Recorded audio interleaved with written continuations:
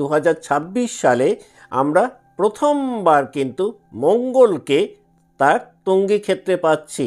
17ই জানুয়ারি মঙ্গল মকর রাশিতে প্রবেশ করছে। এই সময়টাতে মেষ রাশি বা লগ্নের জাতক বা জাতিকাদের কেরিয়ারের জায়গাটাতে একাধিক নিউ অপরচুনিটিস মেষের জাতক বা জাতিকারা পাবেন। মঙ্গল মকর রাশিতে থাকাকালীন মেষ রাশি বা লগ্নের জাতক বা জাতিকারা, বিশেষ করে যারা বিজনেস লাইফে রয়েছেন, একটা ভালো বিজনেস গ্রোথ এক্সপেক্ট করতে পারেন। তবে যারা পার্টনারশিপ ব্যবসায় রয়েছেন, এই সময়টাতে কিন্তু বিজনেস পার্টনারের সাথে মতবিরোধের কিন্তু কিছুটা সম্ভাবনা তৈরি হতে পারে।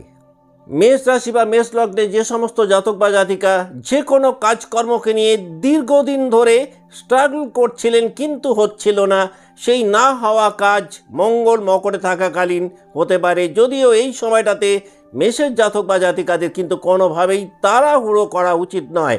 এই সময়টাতে যদি হুইমজিক্যালি কোনো ডিসিশান নেন, সেটা কিন্তু পরবর্তীকালে মেষকে একটুখানি হলেও কিন্তু ট্রাবল দিতে পারে।